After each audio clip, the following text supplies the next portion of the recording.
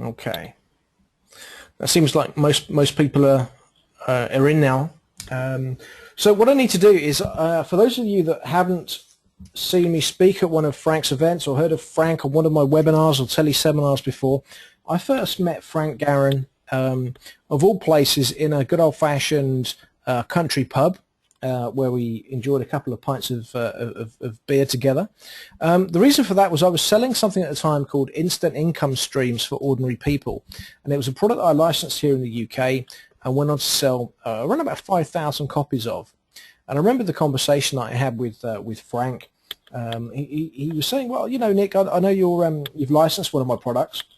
How are you getting on with selling it? And when I told him how many products I'd sold, he kind of almost fell off his bar stool with amazement, because I think I'd sold more of those products than all of his affiliates over in the US put together. And since then, Frank and I have not only done several joint ventures together, but we've also become very good friends. Frank is one of the most personable guys. He's down to earth, and he comes from a very similar background to myself. I got involved in internet marketing from being a car park attendant, and Frank was a truck driver. So I guess the fact is that you don't have to necessarily have a great big academic background to be successful on the internet. You just need to follow a system and a method, but at the same time there are some mistakes and some errors or some pitfalls that you can be presented with, and if you're not careful, they can prevent you and they can hold you back from being successful online. So what I like to do is welcome to the webinar the first American internet marketer that befriended me, and I befriended him, and we've gone on to do so much together. Frank Garon, welcome along to this webinar. Hey Nick, thank you very much for having me, and hello everybody out there. It's very good of you to have me, Nick, and I look forward to sharing some of the key points that have kept me prospering for almost 2 decades online, where other people may have stumbled and fallen. A lot of what we're going to cover here today is common sense, but you know, looking back on 18 years, I do see the same kinds of errors and mistakes made over and over again, and so I'm excited to share how to avoid making them with your audience. Okay. I was going to say, sorry about that little error flashes up on the screen. If it happens again, just go to basic colors. That's not a problem. One of the things that a lot of new internet marketers and those wanting to run an online business think is the computer hates them, and the reality is, you know, whether you're Frank Garon, whether you're Nick James, you know, whoever, you're always going to get issues with your computer at the most embarrassing times. Is that right, Frank, or is that right? Well, very much so, Nick, and I buy a new one every year to 18 months just to keep up with technology, and I cram as much memory into them as I can, and yet they still fight with me. So can't argue with that, brother. We'll get through this, and it's going to be an excellent presentation. And it's also proof you don't have to be perfect, Nick. You just have to get things going. That's what I've learned over all these years. Sure. Okay, so these 9 fatal errors, Frank. Well, let's talk about them, Nick, because, you know, the thing is, we know your background, sort of car park attendant, et cetera, et cetera. Just so for the people that don't know me, you're absolutely not dealing with anybody special. You're dealing with a bankrupt lorry driver. That was my position back in 1996 when I first went full-time on the internet. I had tried all different kinds of ways to make money. I didn't mind driving a lorry, but I really didn't like working for other people. So I was desperate. Here we go, Nick. We're going to have to do this here and get rid of that. So the thing about it is, I was desperate to get out of driving a lorry. Didn't mind driving a lorry, but didn't like working for other people.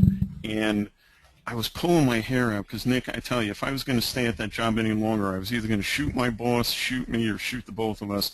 And I really wanted to avoid that if I could. So spent a lot of money trying a lot of different things online and offline. I mean, when I first got started on the internet, I didn't know how to turn the computer on, turn the computer off, how to save an Excel spreadsheet. I didn't know anything. As a matter of fact, I used to have my ex-wife, I'd say, Marie, come in here, I need to save a spreadsheet, show me how to do it again. That's how bad I was. So the first thing I want to tell people is the technology doesn't have to own you. technology is always going to be technology. 20 years from now, we're still going to have computer issues. It's okay to be a human being. It's okay to be an average person. It's okay to make mistakes. But there are these infallible rules. Here we go, Nick. Last chance. Just change that to basic. That's fine. Right presentation for us. Yeah. These fatal errors that most people make, they're avoidable, Nick, and it breaks my heart to see people making them, because over and over and over again, the average person makes these mistakes that just don't have to happen, okay?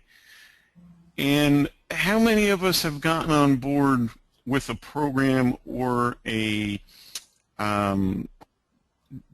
course or a trial of something, or we go to a conference or a workshop and we think things are going to work and they're supposed to work and they just don't, okay? Kind of like my presentation right now, Nick. That's great.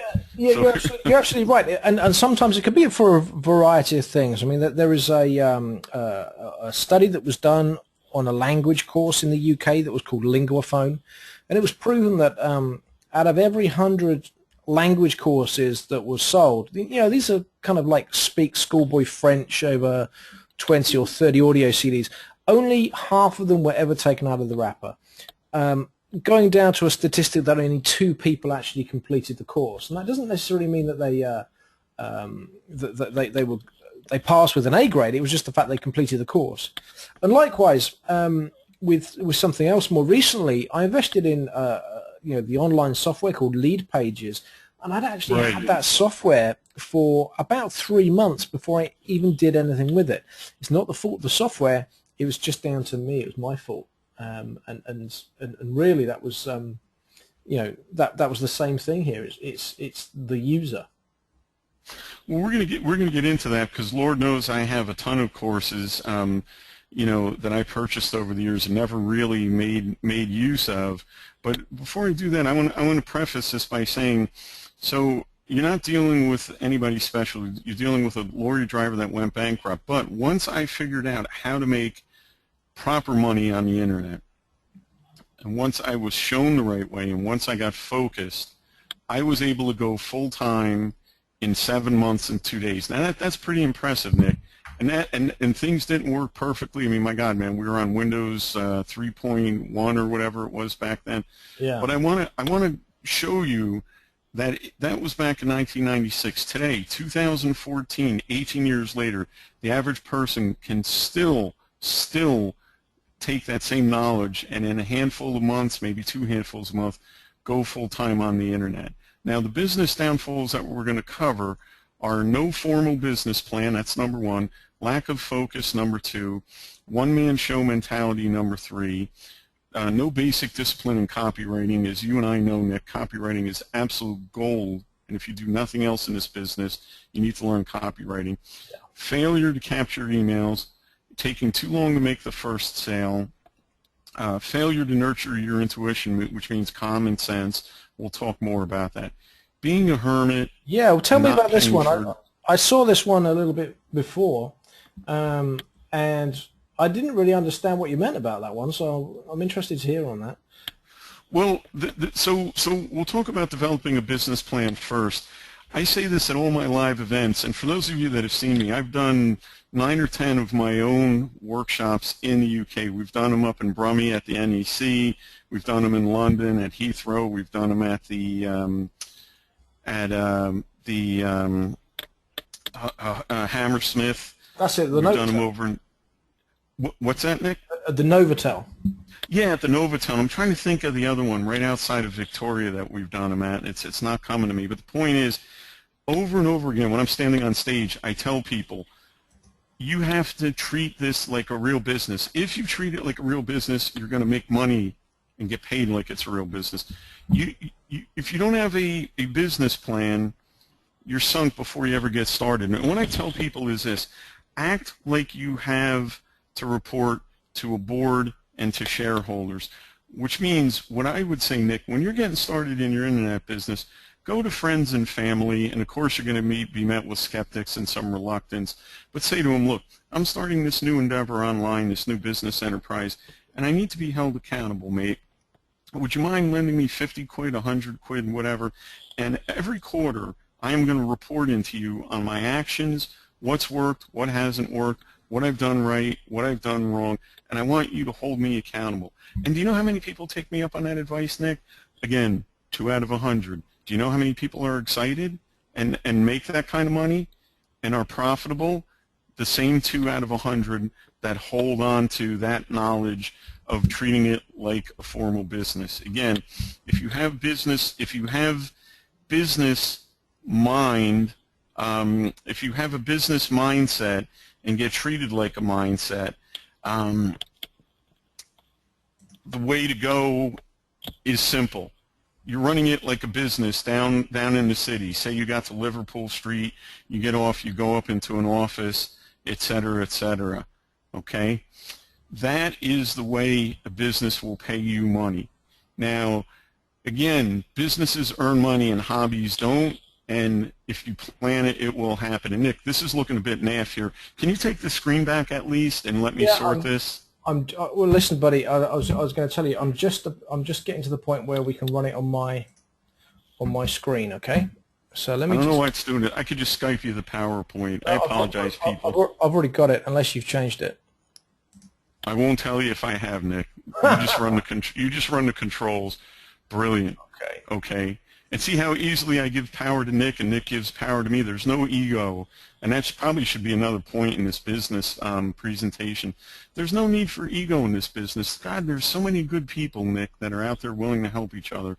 We'll cover a bit more of that later.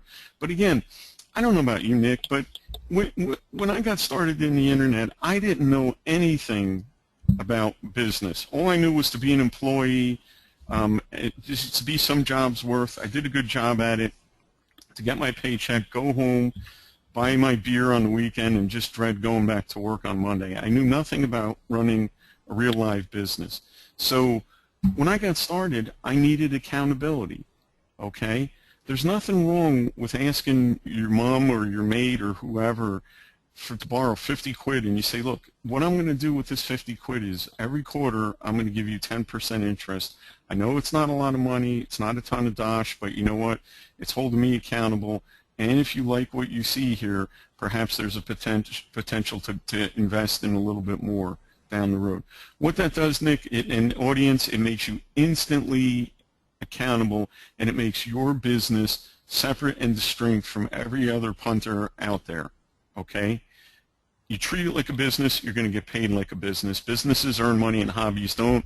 If you plan it, it will happen. Meaning, if you have a deadline,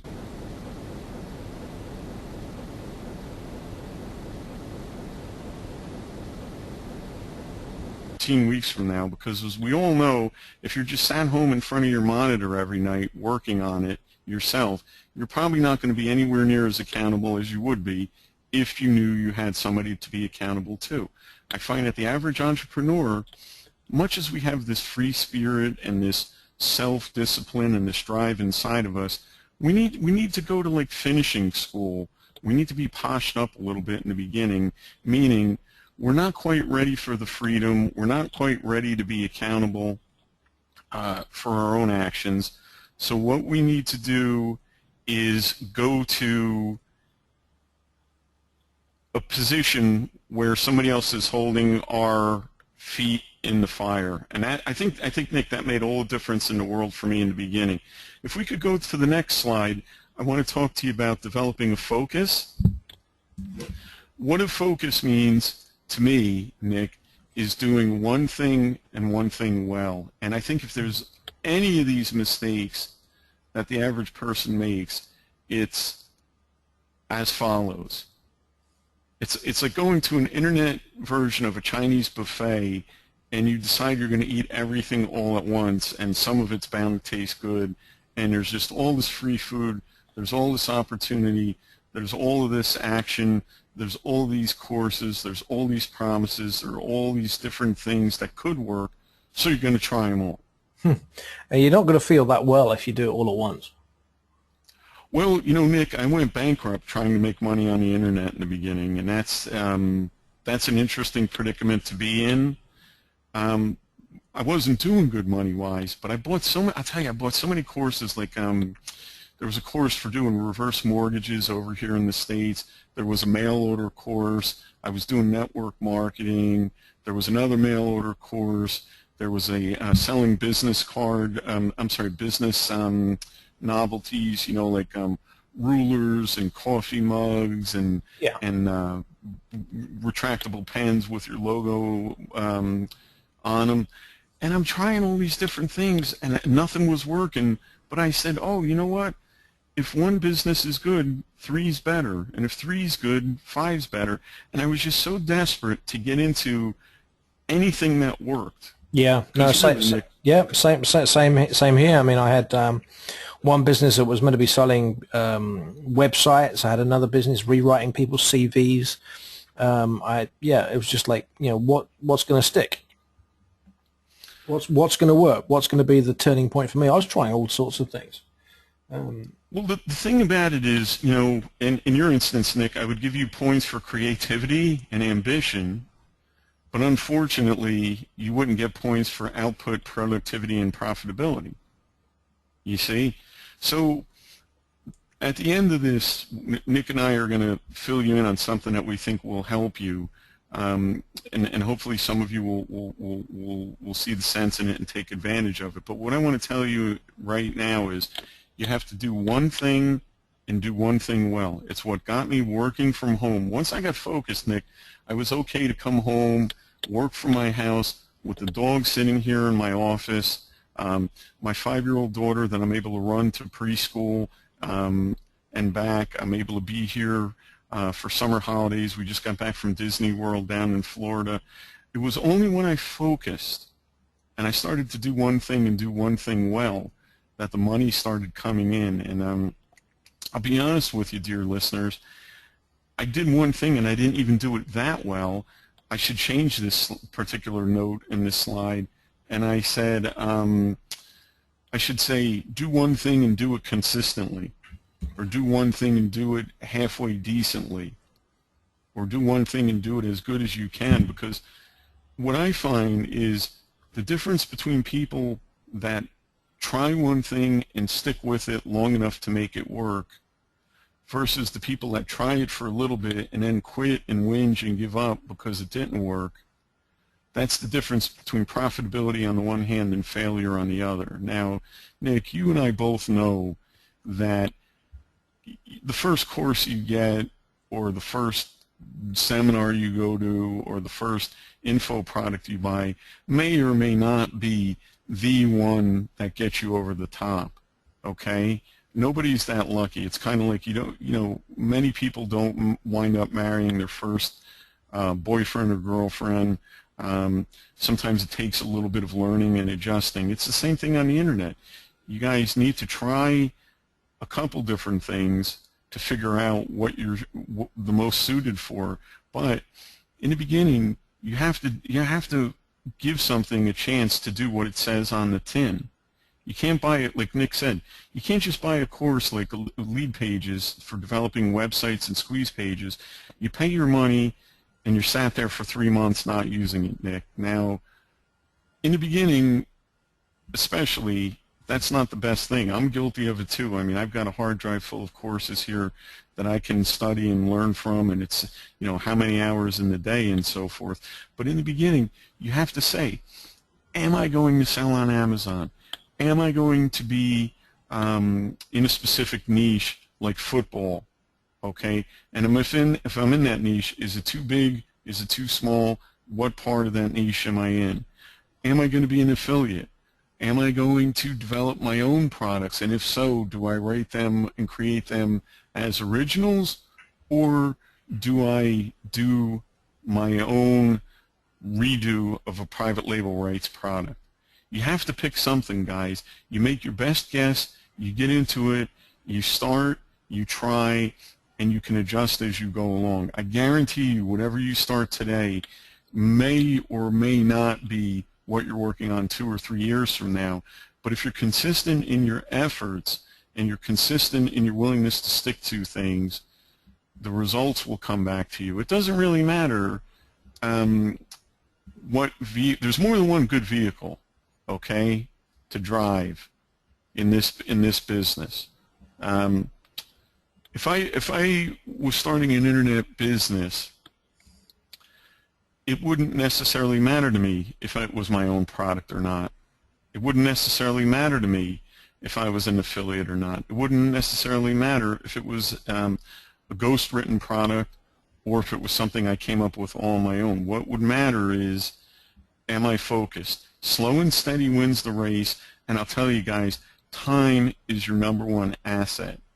Let's face it, everybody on this call has at least wasted a few pounds on trying things that they either didn't stick with or didn't work, okay? And that's unfortunate, but you know what? It's part of the business, it's part of the growing, it's part of the learning.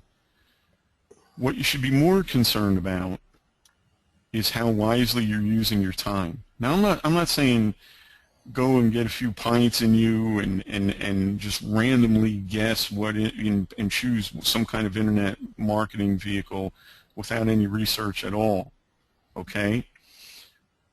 I'm not saying just get into it and do anything and it's going to work. I'm not saying that at all. But what I'm saying is slow and steady wins the race, and it's more your deliberate actions and your ability to adapt, improvise, and overcome that's going to get you successful. That's what it's going to get you there, more so than if you did it just by picking a winner the first time out. Because even if you picked a winner the first time, if you didn't have the discipline and the mindset to know it was a winner and to stick with it, it wasn't going to work anyway. Time is absolutely, absolutely, absolutely your #1 asset. Well, let me pick up on a couple of points you said there, Frank, about when I got started. Sure. What I was doing. Firstly, I've had several what I call generations of my career. I mean, if we look at when I started, I was selling VHS tapes, but not even DVDs, and they were licensed. But I had the decision of what to sell taken away from me because I'd gone to a weekend workshop and I was told, here's the product you're going to sell. And that was a big advantage to me because I didn't have a decision to make. I was just provided with one license and I decided, well, I'll just run with it and I'll go with that. But when I promoted that product, you're saying about whether you hit a home run or not the first time out the stable door. Well, I decided to do some different promotion to different people's lists. And I know that I rented 9 lists at the time. I did 9 different promotions at the same time, 9 different tests. And I know that one of those tests far outshone, the results from that one test, the one list, far outshone anything else. And I remember thinking at the time that if I'd only mailed or only tested one of the lists that hadn't worked, I would have become despondent, I would have given it up, and I would have realized that, maybe this wasn't for me. On the other hand, if I'd only done a test with the list that outperformed everything else, I would have gambled my house on it or something stupid, and I would have thought every list would perform like that, and I would have, lost the shirt on my back. So having that balanced overview of a product that worked really, really did help. But, picking up on what you were saying, Frank, about the thing that you do when you start isn't necessarily going to be the thing you do later on in 2-3 years' time from now. I would never have dreamt that I would be making and selling software programs. Yet, just 3 or 4 years after I was selling audio tapes and transcripts, I created a software program called Flash Audio Wizard that went on to sell over 10,000 copies on ClickBank. Now, I never would have dreamt of being a software developer. I mean, I can't even write, code. I get other people to write it for me, but it's just one way that my business moved from one thing to the next. But the key to all this is running a project and getting to the finish line, because then you can see how to put a project together. You've learned how to finish a project. You've learned how to take a product to market.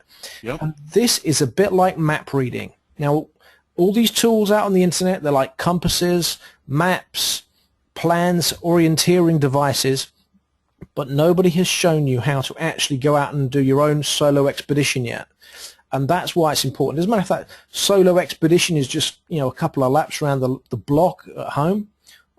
It doesn't matter whether it's, you're going out on the moors, it doesn't matter how far you're going. It's actually the experience of that map reading that's really important. And that's what you build upon. They're the foundations of the entire business, because everything follows a system and a strategy and a way of making money from home, no matter what you're selling. Well, it's so funny you say that, Nick, because I'll tell you what, I always said if the internet blew up tomorrow, I could still make money doing property, selling double glazed windows, selling brick and mortar stuff on a high street somewhere, simply because I know what the process is now. I know what it means to be successful. I know what steps it takes to be successful. And, you know, you talk about selling software, and I was laughing because I can't write code to save my life either. And if you had told me even a year ago that one of my strongest income generators would be selling bottles of natural dog shampoo on Amazon, I would have said, well, Nick, you're, you know, I have a dog. We take it down the street to a mate's house. She does the dog grooming and all. I don't, you know, I don't know anything about dog shampoo yet. We are one of the up-and-coming, typically, Nick, from mid-June, we started our first product. We've moved almost 1,000 bottles of dog shampoo in three months and maybe a week now. Okay, wow. and typically we're on page 1 of the keywords that we're ranking. And that's from a standing start with little shoe money to get started. Oh yeah, every business that I start has to pay for itself. I mean, we put some seed money in. I have a really good partner that I love like a brother helping me with it. But I didn't have any special advantages or anything with Amazon. I mean, I had to learn certain things about how they want their copy, et cetera, et cetera. As a matter of fact, Nick, you can make the case that it would be harder for somebody like you or I because we think we know what we're doing. We look at our history and we say, all right, I've had success here, here, and here. Let's go into this new endeavor like Amazon and do it my way. Whereas somebody new might be more open to possibilities and receiving instruction and learning, doing it the Queen's way, shall we say. You know what I mean? So it's about flexibility, and we said time is your #1 asset. Now, Nick, this next slide, I want to talk to you about hiring help, though. I want to point this out. So many people make the mistake of not outsourcing quickly. So many people do everything all the time, all for themselves, all by themselves, and they feel like the only person that can ever do anything right is themselves, and that's such a big mistake. I mean, honestly, guys, you're only one person. I mean, look around the room. How many of you are there? Is there 3, 5, you know, a dozen, you know, a bus full, you know, of you? No, you're only one person. How in the world are you ever going to get all this work done yourself? You can't, you're not, you won't. Let's make our peace with it right away. And what we want to think about is subcontracting whenever possible. And can I just touch on something there? It's yeah, sure. related to what you're saying, Frank, but it's also going to answer the question that Mark's been asked. He said, you know, the support from some of the products that's being sold is atrocious. Where's the backup and help when you need it to get from stage 1 to stage 2, if there's, say, 10 stages?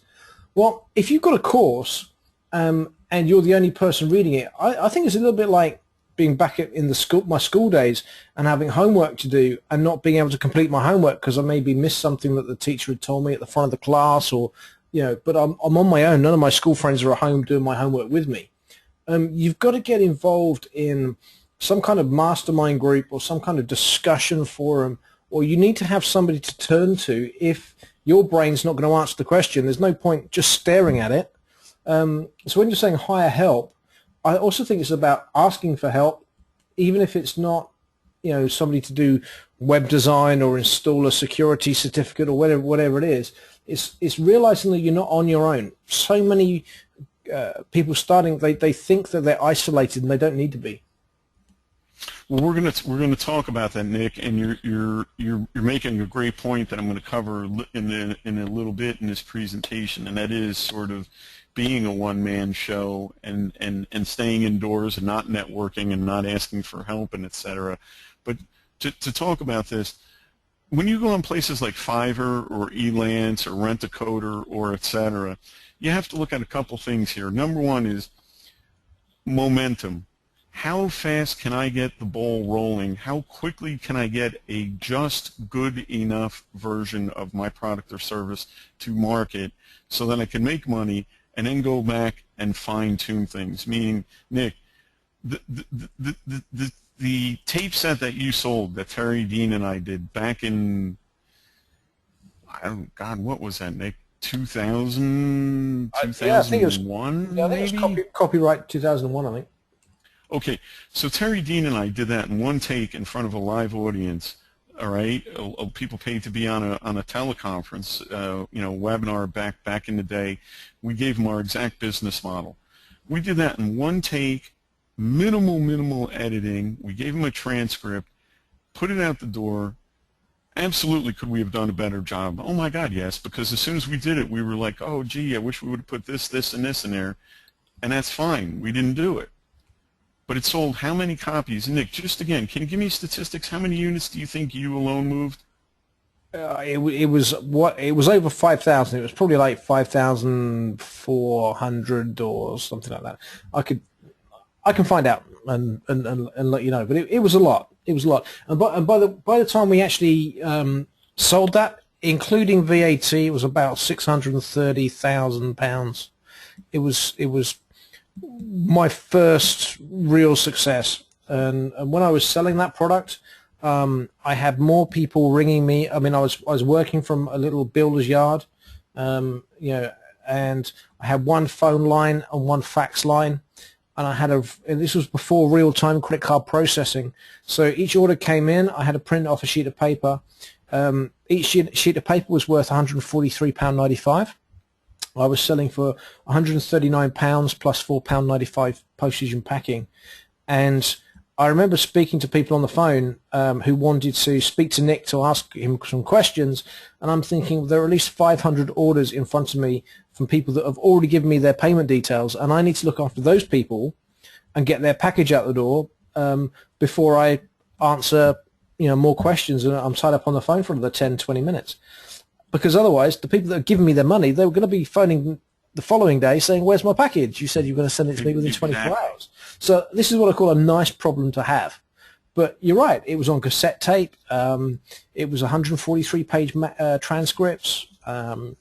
It wasn't necessarily the most aesthetically designed product. It wasn't the most, the audio wasn't the cleanest. I mean, I remember putting a little footnote at the bottom of the thank you letter I sent the company the product saying, look, it was a telephone call that was recorded.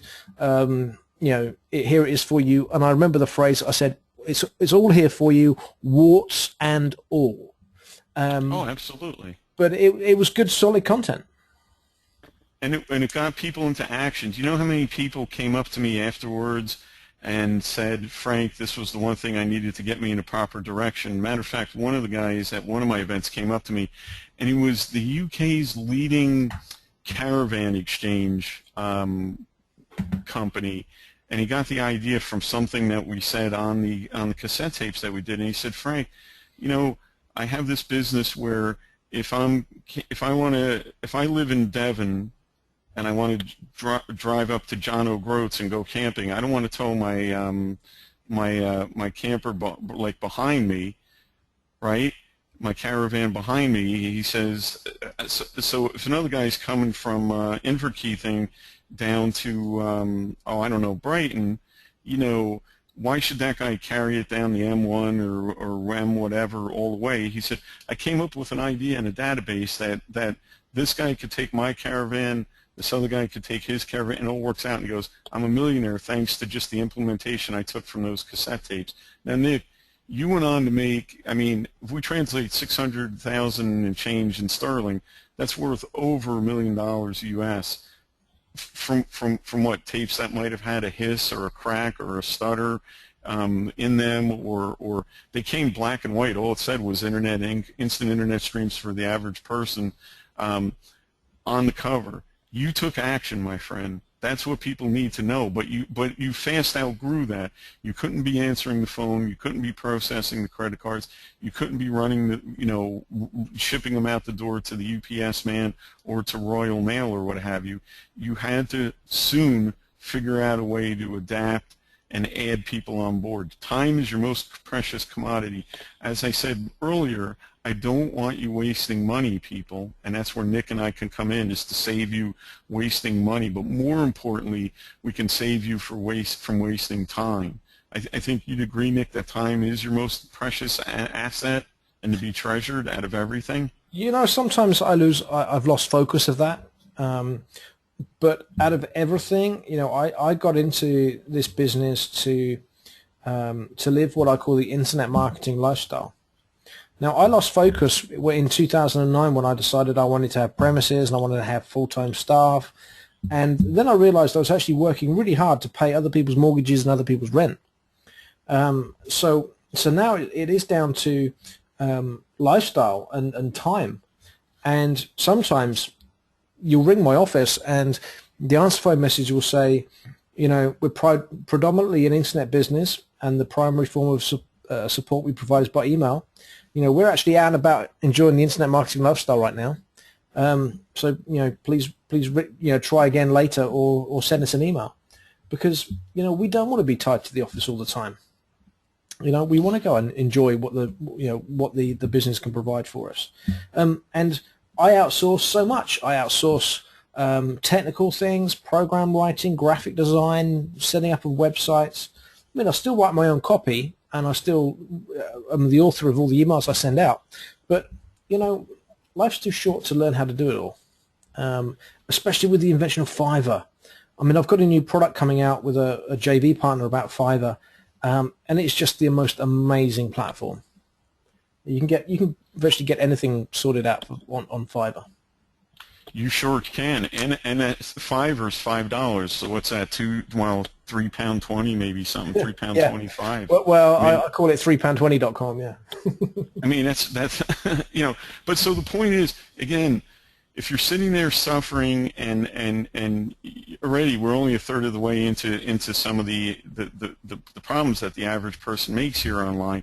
Okay, you know, you don't have a business plan, you don't have a focus, and you're doing it all yourself. Can you see very quickly that that's a problem, and perhaps you should have somebody come in and help you sort things and figure out your next move? I humbly say the answer would be yes. Now, one of the things you should put time into, though, Nick, if we can go to the next slide, master the basic skills quickly. Yeah? So what I want you to do, guys, is simple. Learn to write copy. You don't have to be a master, world-class craftsman, par excellence copywriter, but you need to be able to string a sentence or two together. Because honestly, you can have all the traffic in the world, but if your copy is poor and you can't communicate, it's all for naught. You could drive a ton, and I mean a ton of traffic to your website.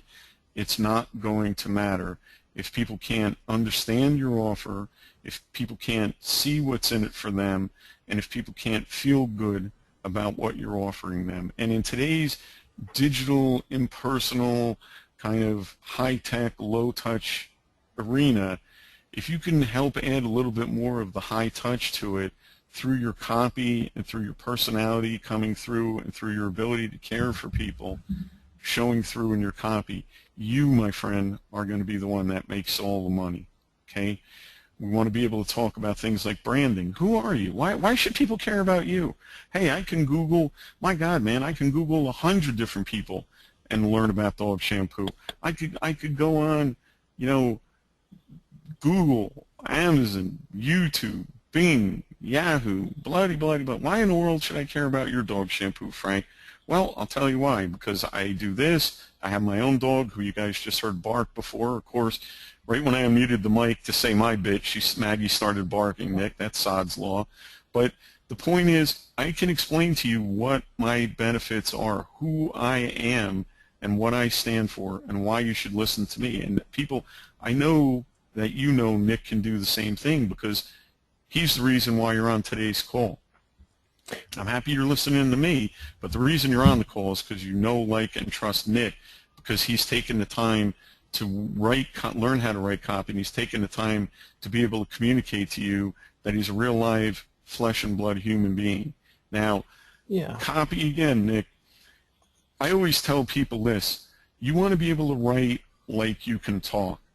Meaning, okay, in a perfect world, we would do every sentence perfectly. We would do every written, ellipsis, semicolon, parentheses, no double negatives, like all things that we learned back in primary school. Yeah, but hey, this is real life. We're all busy. We take shortcuts with language. Um, et cetera, et cetera. But we are able to communicate with each other in a fashion that gets our point through effectively, that makes our point known, that lets the other party know what we're on about, And let's and be, what we're... there's one thing that a lot of, I'd say traditional businesses do, completely incorrectly. And that they might have the best grammar in the world, the best spelling, but I'll give you an example of a mail shot that I had through from a local printers. Now, I must be on every printer's mailing list in the county because I order and book and send out a lot of printing. Now, the thing was, when the printer sent me their promotional mail shot, now they're coming to me wanting me to change printers to them. And the emphasis wasn't about me at all. There was nothing answering that question about what's in it for me. I had, dear Nick, we're XYZ printers have just bought the new, I don't know, Color Xerox X3000 printer and we've moved to bigger premises. My answer is, I don't give a damn. What's that got to do with me? So if they'd written to me with, we can half your printing bill and we can give it to you in half the time of your existing printer, now I'm interested. But if there's just one copywriting tip that I can give you is, when you finish writing an email or when you finish writing a video script or a blog post or something you're putting on Facebook or a long sales letter, it doesn't matter what it is, read it back to yourself and see if you can change every time you talk about me and I, how can you change that to rewrite that sentence and make it you and your? Because many times you can actually rewrite that same sentence. It can mean exactly the same thing, but the emphasis is on the customer rather than you, the internet marketer, you, the seller, you, the merchant, you, the trader. That's just one thing you can do. Just make sure that it's always focused on the customer rather than focused on yourself. And just be yourself, as Frank says. Well, absolutely, Nick. And if we teach people to understand, there's 4 magic words. You get benefit now. And if we can just make sure that every time we write, we're saying you get benefit now in one way, shape, or form or another, we're going to be the ones that make the money and make the sales. You get benefit now. Dear reader, when you work with Nick and I, and we help you sort your internet business, within a week, we can have you back on track. We can make clarity out of all the things and everything cluttering up your hard drive and your inbox and your head. We can go in there, troubleshoot, analyze, turn around, lay out a blueprint for you, and get you moving forward in a week or less, guaranteed. Okay? We let you know who's competent, who's going to be helping you, who should help you, and what they're capable of. But who gets the benefits? You get a clear head, you get success, you get help, you're able to make sense of things that you never could make sense of prior to now, et cetera, et cetera. I was able to say that in, 60 seconds or less? I mean, Nick, that's not bad, okay? That's, you get benefit now. You should be a fanatic about that. That needs to be your mantra. You get benefit now. If you can say that and put that into somebody, in the copy that somebody's going to read, well then, my friends, you have something and you have the ability to profit. Now, social media, let's talk about that, and let's talk about branding. Again, branding is, why should somebody care about you? Well, somebody should care about me because, humbly and respectfully, I'm a bankrupt lorry driver that's made 6 and 7 figures worth of sales per year on the internet. I'm still the same person that I was 18 and 20 years ago. Matter of fact, Nick, I think you already know this. I haven't driven a lorry professionally in 18 years, but I renew my HGV license every 3 years here in the States, and I keep it just to remind myself of where I came from, and so I never get too precious. You know what I mean? Wow. So, I get up at 5:30 in the morning at least once every quarter to go and work in that old car park. Do you really, Nick? No, no, I'm playing with you. I was going to say, because you're a nutter at that point.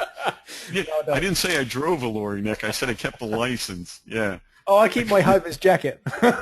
Is that what I keep you I put keep it on every once in a while? Yes, absolutely. But the point is, that's why you should care about me, is because I came from decidedly blue-collar background. You know, my dad was an appliance repairman for General Electric, so that meant if your fridge or your microwave or your telly went on the blink, you know, the man in the white transit van would pull up in front of your house and he'd say, right, I'm here to look at the patient. Where is it? You know, and et cetera. My mom was a waitress, so if you went to a pub or a restaurant, there's my mom serving you, you know, your plate of food. Nothing special about me or my family other than we're all unique individuals and et cetera. There was no special advantage, but I can tell you why you should work with me. And Nick, again, same thing. I mean, my goodness, people, how many people do you know went from being a car park attendant to figuring things out to making 7 figures worth of sales a year on the internet? That's somebody you probably want to know if you don't know them already. Now, the branding is important, but at the same point, Nick, social media, it's not a magic bullet, but it's pretty darn close. I haven't found anything better than these things like YouTube, Facebook, Twitter, et cetera, to sort of break down that barrier between who we are and what we can do to help people, okay? You need to have a basic understanding in copywriting. You need to be able to explain your brand. You need to be able to talk about and communicate effectively on social media, and you need to be able to generate a bit of traffic. And by traffic, I don't mean you turn into a traffic generating machine where you eat, sleep, and breathe all these different tests and all these different split tests. And oh my God, Nick, you know, I put in a tracking pixel and I was able to bump my conversion rate 0.1/10 of a percentile, and look at the spreadsheet and the scatter graph and everything else and blah, blah, blah. That's not what I'm talking about, guys. What I'm talking about is, can you mail to a list? Can you make an offer to have people come on board a list? Can you drive a little bit of traffic through your website, through maybe Google ads or Facebook ads, etc.?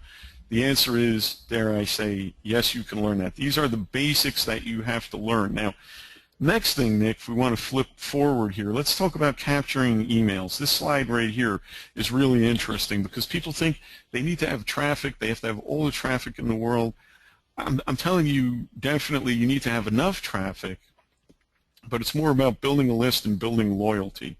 You know, people on my list of, you know, I don't know, 50, it's probably 50, 45, 50,000 these days, yeah? They call me Uncle Frankie, and I call them my babies. Now, what that has to do with business, I don't know, Nick, but if I go to a webinar, or I'm sorry, an internet-based live event, I should say, people will say, Uncle Frankie, I haven't seen you in years. How you doing, mate? Let me buy you a pint. I'll say, oh, geez, Nick James, you're one of my babies. You've been a subscriber since '05. I love you. Okay? You need to capture emails. You need to build a list. Unfortunately, you have to build a double opt-in these days. That just means sending them a confirmation email, asking them to come on board after they subscribed.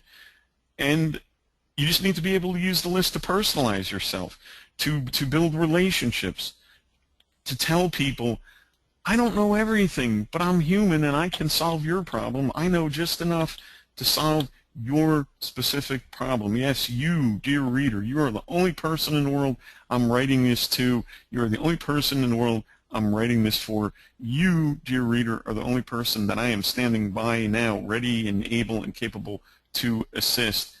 Take action like I'm telling you, and dear reader, your life will be the better for it. That's all you guys have to do is to get good at. You need to capture emails everywhere you go. You hand out a special report, it better have an opt-in page attached to it. You do a mailing, you better be generating emails. You better be getting names on the list. You do any promotion at all, you want to get them on the list first and worry about making the sale second, because your list is, Nick, dare I say, your book of business. What value do you put on your own list, Nick? Is that basically priceless? Yeah. I mean, I've known so many people try and put some kind of formula or calculation on about what each person on your list is worth, but it's impossible to calculate. I mean, my database has already brought me in over 8 million pounds worth of sales, and long may it continue if I nurture it right and keep those relationships going. It's just your most prized asset. It should be kept under lock and key. And I love what you're saying about building relationships. I mean, it's, too many times internet marketers think that somebody's just going to jump into bed with them and buy a product. Sometimes you need to woo customers first and build those relationships up. And email is a fantastic way of doing that, as is Facebook or whatever. But Facebook and Twitter, I put them as before email.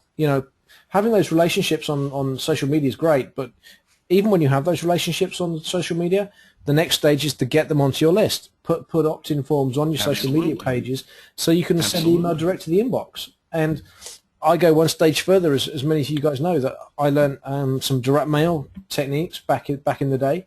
I still love writing good, honest letters to people, and putting it through their letterboxes. Yeah, there's some expense involved, but the rewards are fantastic. It's definitely profitable. But build those relationships, and be there and answer email. There was something Mark was saying earlier on about support is bad sometimes from people where he buys courses. We need to understand that email. There's a lot of noise with email. Sometimes emails can get lost in the inbox, especially if you get 300 or 400 emails, maybe more a day. But if your email's not heard, resend it. I was always told in direct mail terms, if you send out 1,000 letters and 50 people respond, if you send the same people that didn't reply, another 950 letters out, you get another 25 responses, and that was through things you sent in the mail. So think about that with email. Not everyone is going to open every email you send. So if it worked for you the first time, send it again to the non-responders. And because the relationship does get built up, you'll realize that more people do open your emails, especially when you're not selling every time you write to them. Well, you just made two brilliant points, Nick, and it's part of what I was going to say here. You need to mail to your list regularly, meaning, one of the other mistakes people make is quite simply not mailing to their list regularly enough. They have a book of names, a book of business in hand, and yet they're afraid to mail to them. Like, they don't want to bother them. And I'm like, are you crazy? You're mailing once a fortnight. These people don't know you. How in the world, Nick, if I mailed to you 26 times a year, am I going to build a relationship with you when the next man is mailing to you 3 times a week? Even if his stuff isn't as good as mine, you're going to buy from him simply because you hear from him more. There's no harm in mailing your list once to twice a week at a minimum, people. And again, the formula that I have, Nick, give good content twice, bam, the third time I'm going in for a sale. Give good content twice, bam, third time I'm going in for a sale. Because you know what? You gave twice, now it's time to give some benefit from a sale. You get the profit, you get the sale. Don't forget, guys, understand this. It is a balance. Your list and you have a mutual understanding. They will subscribe and read your materials as long as you're giving them value. In exchange, you have the right to expect a profit from that list if you are giving the right amount of value. That's not going to happen by accident. Somebody's not going to hack into your autoresponder and see what you have queued up for, a week from now and say, oh God, Frank's going to promote, Nick James's course next Thursday. Let me buy it in advance because he's such a good chap. It doesn't work like that. You have to be out in front of them, attracting their attention routinely. And you don't have to write War and Peace, okay? It's not like you have to write 500 pages of copy. You could just dash off a note. Hey, I met Nick, I was in London, and what I did was I went over to Paddington, took the train out to Henley-on-Thames, and Nick and I had a couple of pints and some fish and chips at my favorite pub in the area, the Catherine Wheel, right in the center of Henley-on-Thames. Afterwards, I walked around the high street, had a nice walk along the Thames, looked at some of the really posh homes, took a train back to Paddy, went to my Novotel in Hammersmith. Bob's your uncle, had a brilliant day out. Wish you were there. Here's a few pictures of Henley-on-Thames. My God, man, who couldn't write? Nick, how long would that take you to write? 3 minutes? Yeah, not long. Just write like you're writing to a friend. Yeah, and somebody gets it, they go, oh my God, Henley-on-Thames, that's where the regatta, comes down, and bloody, bloody, bloody. Yeah, I've taken a train out of Paddington on my way to the West Country, oh, well, I don't live there, but I've got the Severn, in my backyard over here in Bristol or wherever, and bloody, bloody. Anything relatable like that. Now, another email I could send after that. Hey, I'm flying out in 3 days, but I went and saw Nick again, and boy, this time we had a really powerful meeting in Liverpool Street. Right there in the city. He was busy, I was busy. We met. It was easy. We just got together. Bam, whatever. Then afterwards, I don't know. I went to Foyle's on Charing Cross Road and bought a couple good business books to read on the flight back. Third one, email. Well, whilst I was there, Nick and I put together a program for you that we really believe could help you. Here's what it is. Why don't you give us a call? Here's what you give us an email. Anybody on this call can write those three emails. And if you can't, guess what? At the end of the call, Nick and I will give you an opportunity to help you do that for you and on your behalf. Now, the next couple of things, we're getting towards the end here, Nick. Make money fast. That'll be the next slide. The first sale, people, is just about going to kill you. The first sale is going to be the hardest one. You want to get it early, you want to get it fast, and you want to get it at all costs. Because I'll tell you what, it's a lot harder to make your first 10 pounds than it is your first 100 pounds. It's a lot harder to make your first 100 pounds than it is your first 1,000 pounds. If you can put an offer together and sell 2 copies on ClickBank, JVZoo, Amazon, wherever, you can sell 10 copies. It's just fine-tuning and getting the mechanics down properly, okay? The reason I say that... Well, I was going to say, Frank, I mean, this comes into something you were saying earlier on about the commitment, okay? And a lot of people start off with the idea of falling in love with the idea of an internet business, and they believe it can happen because they know it happens for other people. They can see other people making money online, and I kind of liken it to the doubting Thomas in the Bible. And what I call the epiphany moment. And when you make that first sale and a stranger gives you money for the first time, something magical happens to that commitment level that you give your business. All of a sudden, you don't want to go to the pub anymore. All of a sudden, you're not putting off writing that email broadcast anymore because you see it working for yourself. Now, one of my customers is a retired lady from down in Waterlooville, and she'd been on my database for some time. And I remember the day she made her first sale, and she said it finally clicked. She fell in, she's been a musician all her life. She fell in love with the fact that she was actually going to sell music on the internet, royalty-free music. Right. She threw away any idea of selling internet marketing courses. She just focused on one thing, royalty-free music. And when she set up a website and she put out an offer for the first time for her royalty-free music, oh my God, I could hear her screaming with delight, sort of all the way up from Portsmouth, because she made her first sale. And after making her first sale, she made her first 10 sales. She made her first 100 sales. And now she's promoting a Halloween style, sort of collection of musical sound effects and musical tracks. And she's away. But it was the fact that it just took her so long to make that first sale. And then something changed, some chemistry or something wiring in a brain changed, and it was the commitment to continue. So, if you want to hear it in 2 different ways from 2 different marketers, that first sale is so important that you make, because it will have a resounding effect on you forever. You know what it is, Nick? I'll give you some analogies that are going to be kind of humorous. The difference between making that first sale and not making that first sale is the difference between being a virgin and not being a virgin. It's the difference between having a tattoo and not having a tattoo. It's the difference between learning how to fly and not knowing how to fly. It's the difference between being able to ride a motorcycle or having been in the service, been in the armed forces, or a push not. bike, whatever, yeah. Yeah, it's night. Yeah, exactly. It's night and day. And the first sail, I'm going to tell you what, it's almost going to kill you. And I'm being dramatic. It's not that hard, quite frankly. Or But what I'm swimming, I guess, saying, is another one.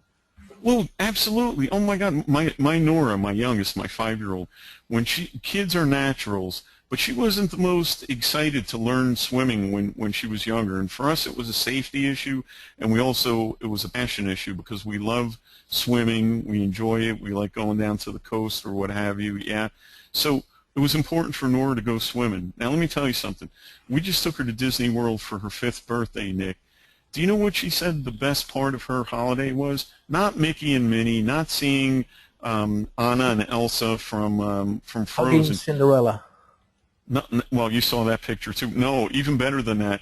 It was floating around the hotel pool, and she expanded her ability to swim so much so she's like a fish now. She swims underwater. She swims and swims and swims, no holding her nose, jumps right in. She said, I said, Nora, baby, what was your favorite part of your holiday, right?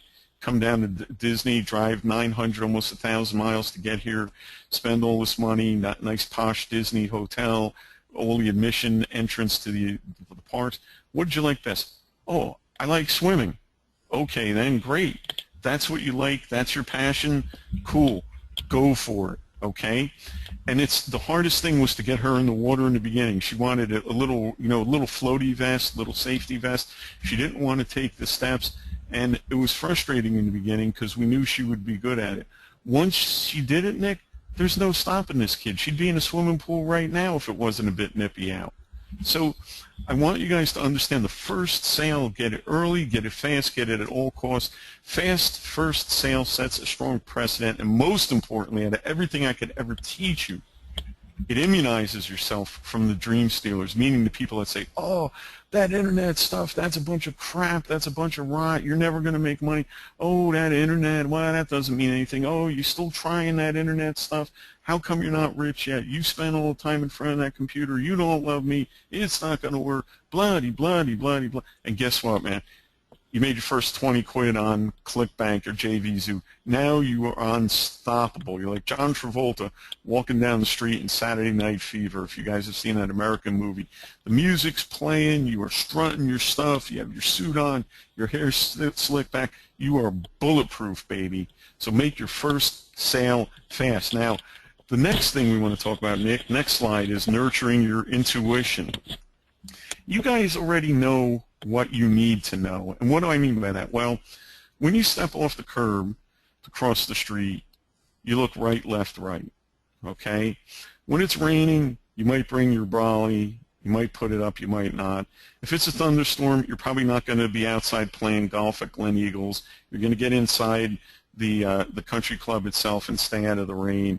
You're not going to try to cross the M1 without using a pedestrian bridge or an underpass. You're not going to run across all 8 lanes at Junction 13 or whatever just blindly. Those are all dumb, foolish things to do. And yet people feel that they have to know all this stuff before they could ever possibly be a success on the internet. And I say that's a load of rubbish, Nick. Not to excuse ignorance in any way, shape, or fashion, but I really think the average punter thinks they need to know more about the internet than they really have to in order to get started. Nick, may I ask you, how much work did you put into knowing every single last thing about the internet before you made your first 100 quid? I'll be honest with you. I kind of I set up a website because my product was about email. I mean, it was a presentation of our late friend Corey Rudel, and I knew nothing Right. about the internet when I was selling his products, because I said to everyone, I mean, he's the expert. You ask him for help. He's the expert. Go to his support system, and I was just learning. I mean, I probably had a huge learning curve ahead of me, but I didn't let it stop me. I just had this one goal in mind of releasing that product, making sure the payment button was, or the PayPal button was on that web page. And even then I had to learn how to do that, but I just didn't let it stop me. There's so much I didn't know. Well, I'll tell you what, Nick, it's a great example. Excuse me there. It's a great example because when I started getting good in internet marketing years ago, back in the mid 90s, okay, I would sign somebody up and they'd say, "Oh, Frank, I'm ready to go. Can you explain the compensation plan? You know, how am I going to do this and do that? And what does it mean here, 20% on this and the other thing and blah, blah, blah." And I would say to them, you know, that's an awesome question, and I'll tell you what, I'm fairly new to this myself.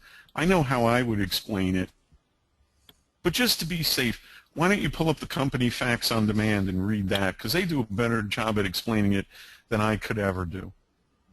And you know what the English translation of that was, Nick?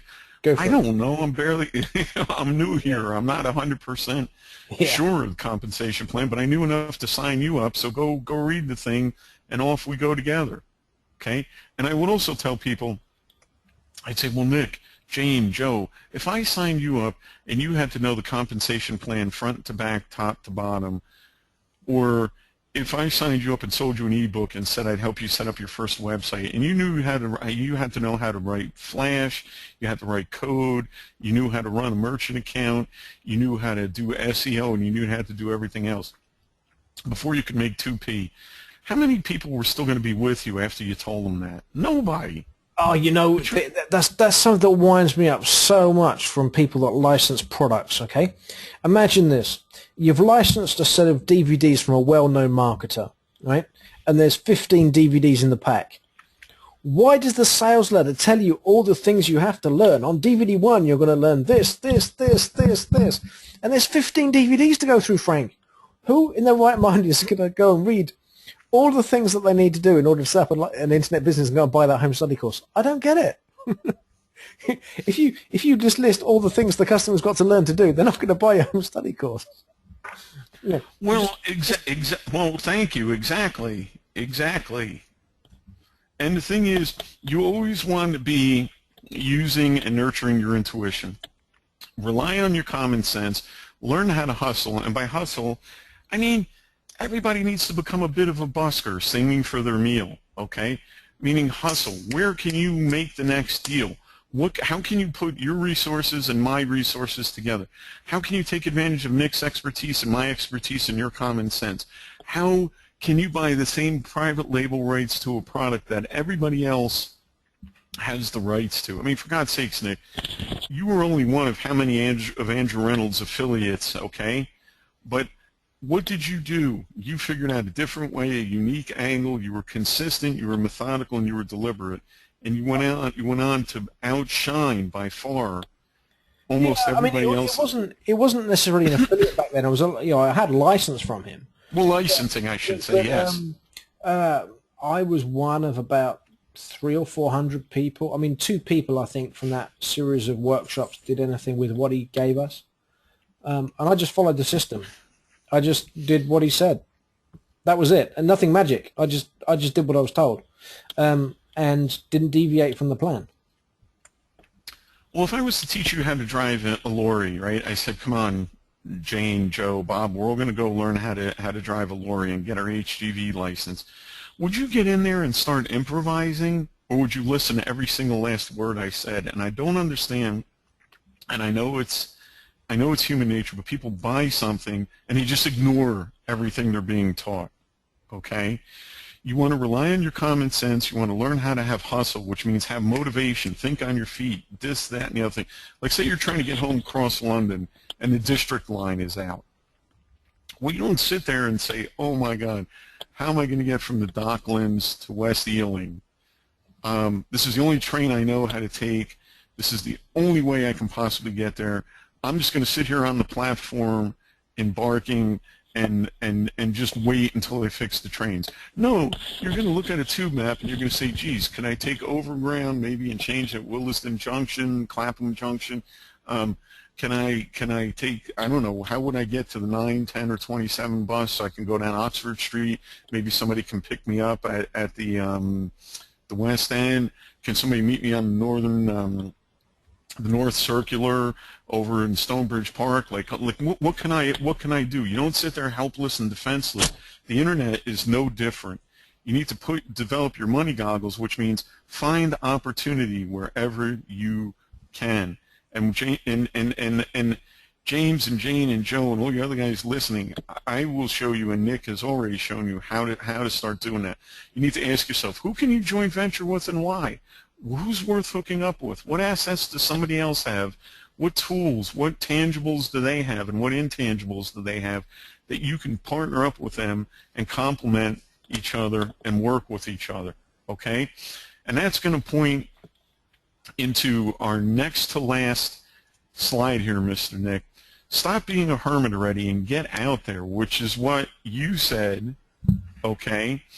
In the beginning, you alluded to that, sort of being this one-man, all-encompassing one-man or one-woman show, and I can do everything myself. The thing is about networking, getting on chat boards, like discussion boards, et cetera, like what Nick has, Facebook groups, meetups. Martin Avis, my mate, has a London lunch in London every month where people meet and exchange ideas and work together, et cetera, et cetera. You need to stop being a hermit. You need to get out there already. And if you haven't been to a live event yet, you need to get out to Nick's and a dear friend of ours on the 18th and 19th of October. Nick, we'll talk about that more in a minute. But Nick and a good friend of ours, Neil Stafford, are doing a live workshop on 18 and 19 October. So you have a month to get there. You need to come there not only for the instruction and the benefits that you'll get from being in the audience and listening to these world-class internet experts take you by the hand and show you what to do, but you also need to network and mingle with the people you sit with in the audience, you sit with at lunch, that you get together with. You say, oh, right, I'm going back on the train at Liverpool Street, whatever, Fenchurch Street. Maybe we'll sit together till we get to Romford and we can just compare notes and maybe we can get together. These are the types of things that you guys need to experience. It's all about relationships. It's all about networking. This is actually not as competitive a business as you would think, because there's two kinds of people in internet marketing.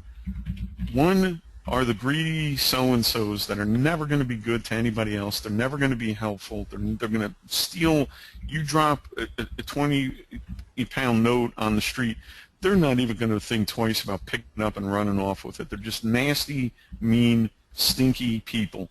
But what I'm going to say to you is, by far, most people are helpful, nice, generous, earnest, eager, willing, disciplined, courteous, etc., and they're looking to at least share knowledge. They might not tell you their exact business to the nth degree, but they're looking to help you. And how are you ever going to get this kind of help, guidance, advice, support, and morale boost if you stay behind closed doors? You have to give to get. If you don't know the answer to something and somebody asks you, you could say, hey, great question. Can I get back to you on that? Oh, I don't really know about that, fellow attendee, but here's what I do know about. Perhaps that would be of service to you, etc., etc., etc. You want to listen with really big ears, meaning you want to listen for the other person's problem and try to figure out a solution for them. You don't have to be big from day one.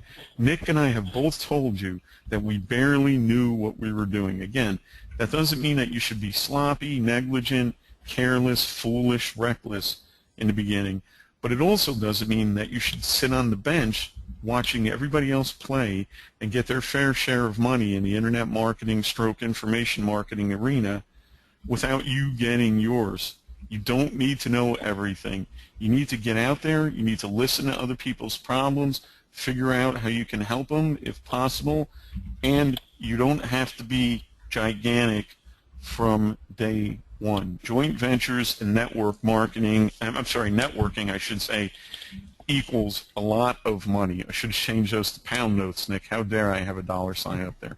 Now, all these mistakes that we've talked about, everybody on this call has made them. Let's talk about that. And if you haven't, God bless you. You're the odd and rare exception. We talk about no formal business plan, not knowing going in that we need to treat it like a business. We've talked about a lack of focus and a scattered approach. We've talked about being a one-man band and trying to be the all-singing, all-dancing, all-knowing web, internet, e-commerce expert. Simply can't be done.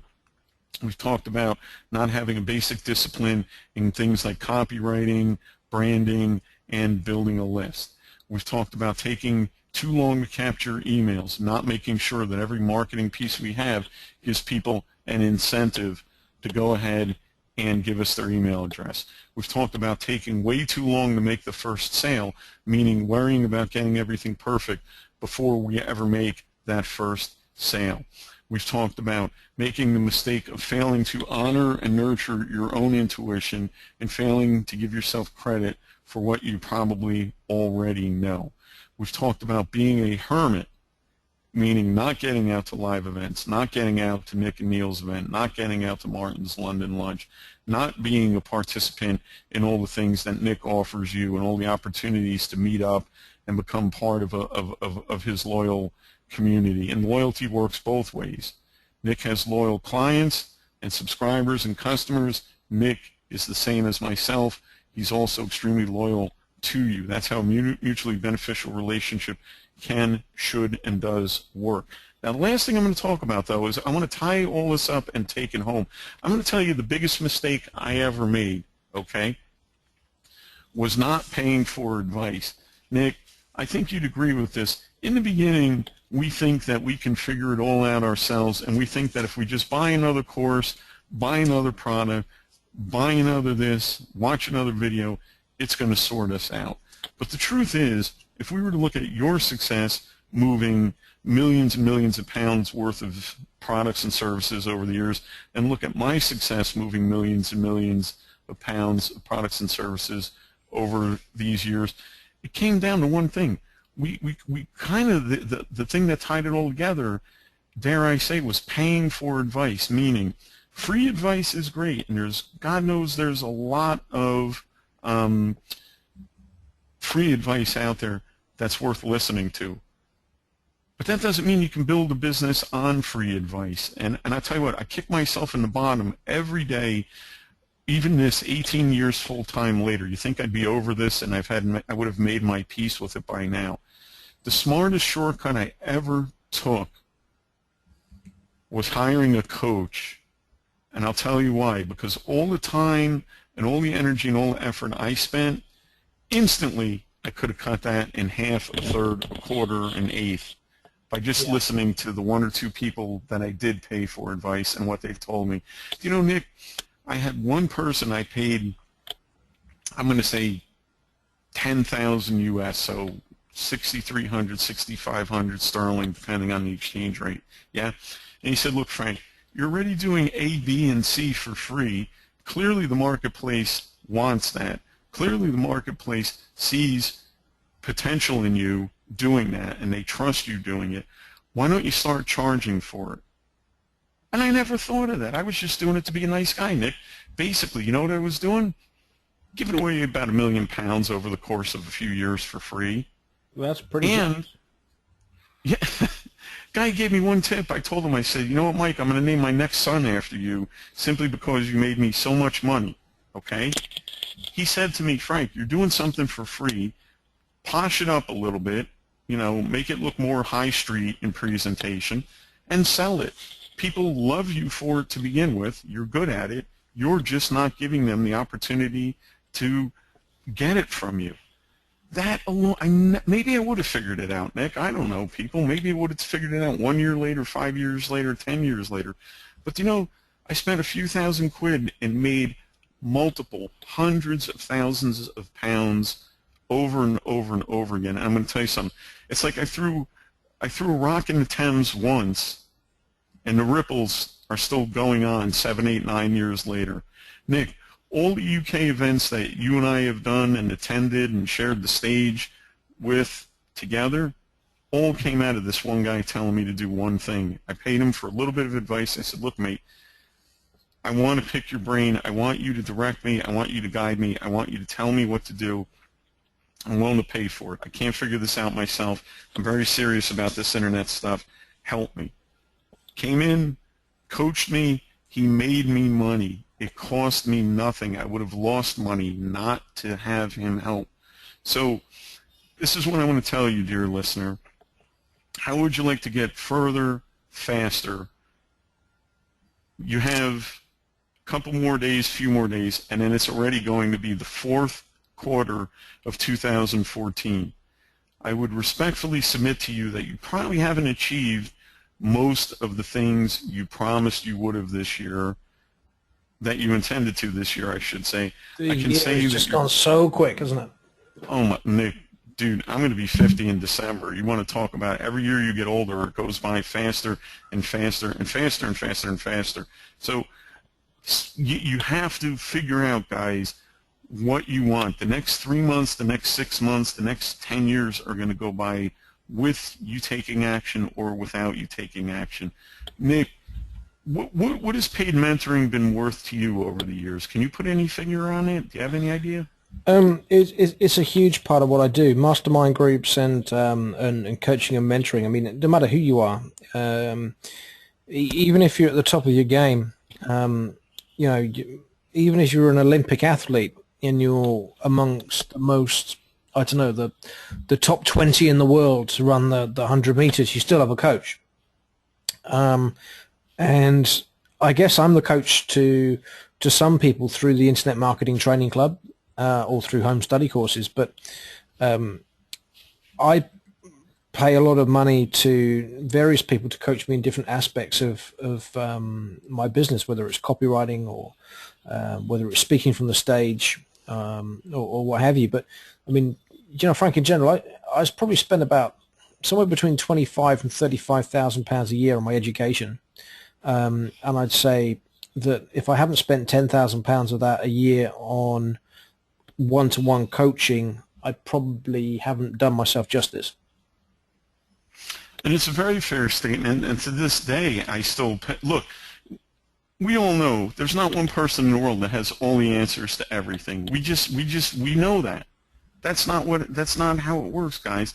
And so what you want to do is find somebody or some persons that can come in, take a look at your existing internet business, if you have one, or your existing product ideas if you haven't quite launched yet, or if you're just sitting there ready to get started and you don't want to make all these mistakes from the beginning. You need to bring somebody in and have them look your business over and protect you. And what I would say, if people like Nick and I are still spending a fair bit of dosh on mastermind groups, mentoring, advice, one-on-one consulting, and we're making what we make, how much more valuable and how much more vital and how much more important would it be for you to take that kind of cold, hard look in the mirror and say, yes, I've come to this point myself.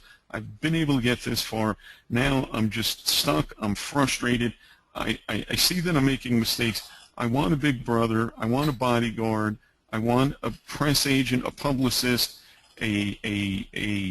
somebody that blazes the trail for me, and I want them to take stock of what I'm doing, what's working right, what's working wrong, and darn it, I want to make the fourth quarter of 2014 and every year beyond that the best it possibly can. And in exchange for that, I'm willing to part with a few quid that I was going to waste on stuff anyway. And you already know, guys, you need to value your time above all. So my point is this. I've been mentoring people one-on-one on a very limited and select basis. And over the years, as I've gotten busier and busier and busier and busier, I've restricted my mentoring practice, my consulting practice, more and more as the years go by. I simply don't have time, okay? Nick, I don't believe you, if I said to you, Nick, I'm a client, I want you to coach me one-on-one, what would your answer be today? I can't. I'm already committed to other joint ventures and other things, and it's just not something that's in my business plan right now. And it's in mine simply because I have staff that helps run some of the day-to-day affairs, and it's in my plan because, like Nick, I have so many other things going on, but I think I speak for the both of us, Nick. We both remember where we came from. We both know that we were fortunate. We both know that we had other good people help us when they could, and we both know that paying for advice when appropriate is very much worthwhile. Is that a fair statement? Yeah. So here's what I want to do. If you're listening to this presentation and this is making sense, and you have an existing internet business, you have an idea for an internet existing business, and you have a product, you think you have a product, you want help with your product ideas. I don't care how much experience you have or don't have. I'm going to put something forth to you. Nick and I talked about how to best help his list, and he asked me something. He said, Frank, I just don't have the time right now. It's not in my business plan to do the one-on-one coaching and consulting that I know several of my clients at any given moment may be in need of. Would you do me a favor, and would you come in and help work with me and help me service those clients? And we went back and forth a little bit, but I know Nick's strong work ethic, and I know the type of person he attracts. And I said, Nick, you know what? I'll do that. So here's what we're going to do, people. You need to write this down. You take a couple notes here. If you are serious about having somebody come in and troubleshoot you and work with you one-on-one, I'm not talking about a class, I'm not talking about a series of recorded or live webinars, I'm not talking about a group setting, I'm talking about if you are serious about getting somebody that knows what they're doing, and more importantly, somebody that knows what you should be doing at any given moment in time and will give you the personalized one-on-one attention that you so rightly deserve, you need to do something right now. What I want you to do is this. I only have room to help 5 people in my schedule. Doesn't matter if there's 500 of you right now that want this help. I can't even help that many people. I have room for 5 and only 5 of Nick's people that I will work with one-on-one for a very reasonable and affordable fee over the next 90 days, and I will completely turn your business around one-on-one, meaning we'll have initial consultations, we'll take an inventory assessment, you tell me what experience you have, what products and services you already own, what's your background, are you a technical person, are you more of a touchy-feely person, do you have a plan for a series of sports and fitness products, are you an information marketer, are you into accounting and you've written this brilliant new software program that makes every auditor's business that much easier. Whoever you are, whatever level that you're at, if you're serious about getting help, I can help you, okay? And I promise you that. Nick wouldn't put me on his webinar and have me speak to his people if Nick James himself didn't know this to be fact. There's room for 5 people. These 5, Nick, how fast do you believe we'll fill these 5 slots, brother?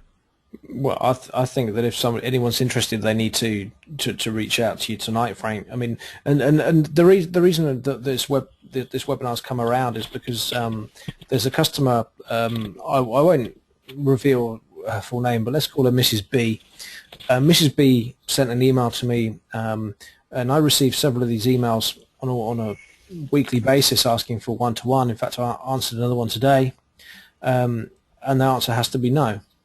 It's just not what I'm doing right now, and that's why I wanted to discuss this with Frank. Mrs. B's already decided to move forward and have Frank coach and mentor her. I thought it was going to be useful for you guys as well to learn from somebody that's been on the internet pretty much, well, almost since it took off. The mid-90s to help you guys. And this is somebody that I've always turned to. I mean, it sounds pretty capitalistic, and I don't mean this to be frank, but you're probably the most well-connected friend that I've got on my Skype contact list.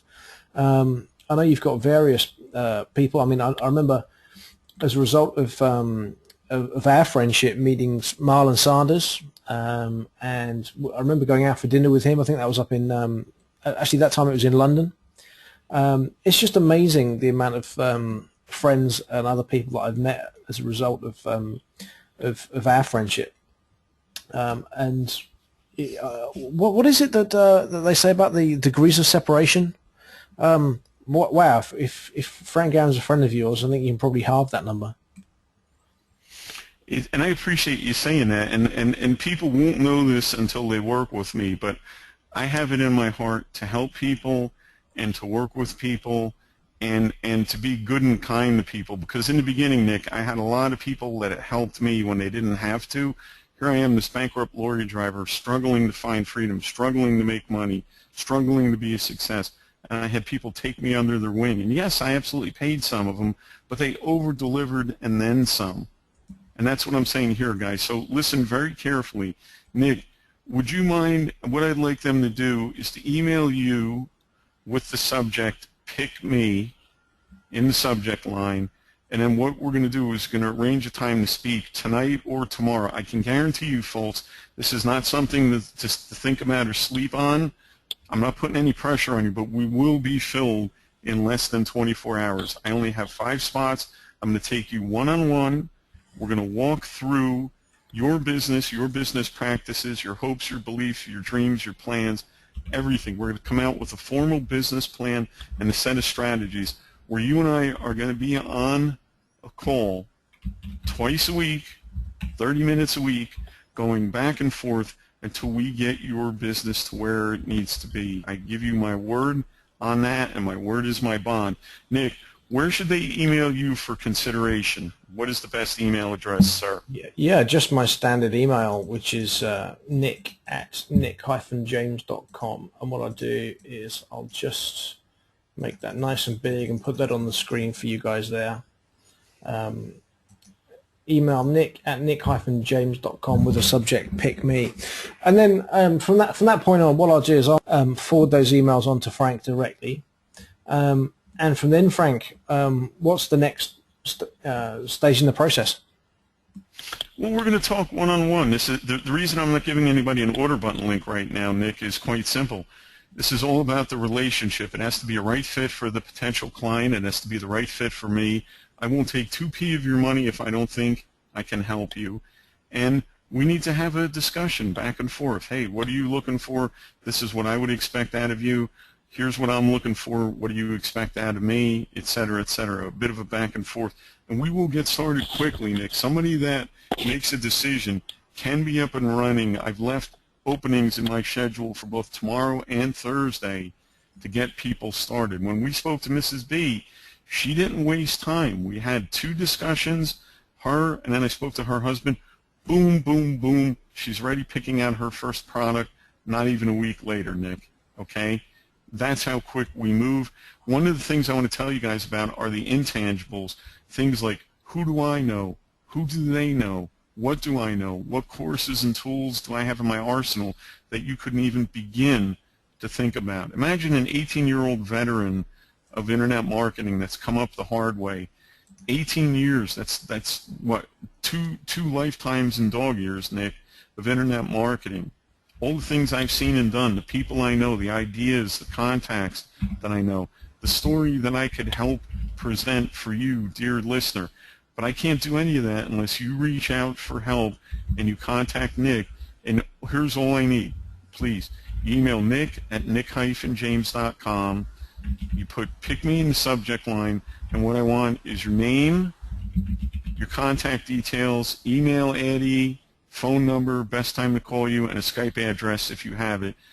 It's only 9:30 UK time. I've made time to speak to you tonight.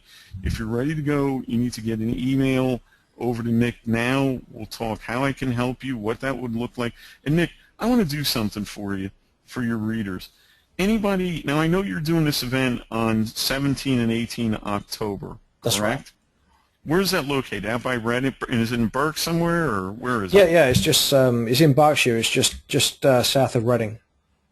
Okay, so anybody in the London, Midlands, anybody can get to this. This is easy enough to attend. Oh, sure. What I want to do is I want to put my money where my mouth is. Anybody that is ready to sign on board with me, I will subsidize. I will pick up the admission cost for you to get out and go to Nick and Neil's live event on 17 and 18 October. You won't spend any money to attend. Nick, how much is tuition going to cost me to subsidize somebody? Well, the ticket price is $497. I mean, we have got some discounts in place at the moment. I mean, if somebody signed up today, it would cost $297. But I mean, the ticket price is $497. It gets more expensive as the discounts reduce as we get nearer to the event. So it's 2 days of solid content, which is the important thing. Not only will I be giving several blueprints on traffic and conversion, Neil Stafford's going to be doing the same thing. And we've also got some of our successful students who are making guest presentations as well, people that have been in beginners maybe just a year or two before, making presentations about how they break through the ceiling, the false ceiling that was holding them back.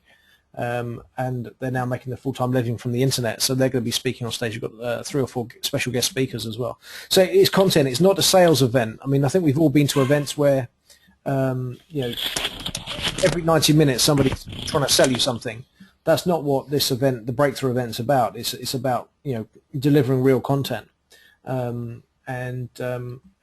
everyone walking away with an action plan and with essentially these blueprints. So it's a high value, high content event. Now, this isn't an all or nothing thing or an either or. What you're saying here, Nick, is if somebody comes on board with me as a student, they would still benefit from attending your live event. There's not. Sure. I mean, it's complementary. It's not conflicting. And so what I would do, again, dear listener, is I want to make sure that you get off to the best possible start, so much so that whilst I'm sitting here helping and working with you, I will also pay for you to attend the live event out by Reading at my cost, because believe me, I run my own events. There's going to be a fixed cost to you attending that event that I will have to compensate Mr. Nick James for, and I'm willing to do that if and only if you're prepared to move within the next 24 hours. This is something that either fits for you, it's something that makes sense for you, it's something that feels right for you, it's something that you're interested in, or it isn't. Either way is okay with me. I think you'll agree that Nick is a straight shooter. Hopefully I come across as a straight shooter. I have a strong presence in the UK. I've been over 20-something times. Odds are we'll meet in person in the next few months if we were to get together as a client stroke mentor. This is the real deal, folks. If you've been wondering how to make your internet business finally pay and provide, and you feel like you need that extra bit of help, you need to email Nick at nick-jamesrightnow.com. Nick-James. You put "pick me" in the subject line. Again, I want your email, your phone number, best time to speak, and your Skype Addy if you have one. With that in mind, Mr. Nick, I think my work is done here. I hope we've delivered value and content. We've proven to be upfront and accessible, and we've planted a seed in people's heads. They need to act immediately, though, Nick, because when my schedule fills, it doesn't matter. I love everybody, but I don't have room to take on 20, 30 people. This is down to the people that are serious about getting started quickly. Is that fair? That is fair. Now, let me just get this right as well, on the screen in front of you as well. So it's the email nick at nick-james.com with the subject line "pick me." Make sure in the body of your email you include your name, your email address, phone number, and your Skype address as well. And what we'll do is we'll get together on a private one-to-one consultation call, preferably on Skype. If not, we can do it on the phone. That's not a problem, and then we'll take it from there. Well, Frank, thank you very much indeed for sharing with us those 9 fatal mistakes that most people make. I know I've been guilty of more than a few of those in the past, so I hope you've found this webinar extremely useful. I know we've had some glowing feedback in the questions and answers session. Mark, James, Robert, Salwan, Trevor, Vladimir, thanks guys for joining us this evening. We have recorded this, so we'll also get those recordings out to you when we can as well, should you have missed any of those tips. But on behalf of everyone, Frank, I just thank you for taking time out your schedule, which I know is different to ours. You're about, what, 5 hours behind us? 5 hours behind, but 80% of my consultancy is in the UK, so I do tend to run on UK time. Absolutely. You're kind of like an honorary Brit anyway. I like to think so. I have my own Tesco card, Nectar card, Oyster card, you name it, Nick.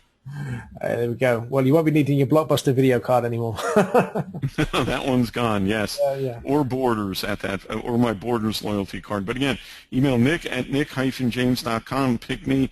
Let me hear from you. No obligation. We need to see if it's a good fit. I look forward to hearing from you, I should say. Nick, thank you very much for your time, and thank you, dear listener, more importantly, for your time as well. Bye, everybody. Okay. Bye-bye. Thanks for joining us, everyone.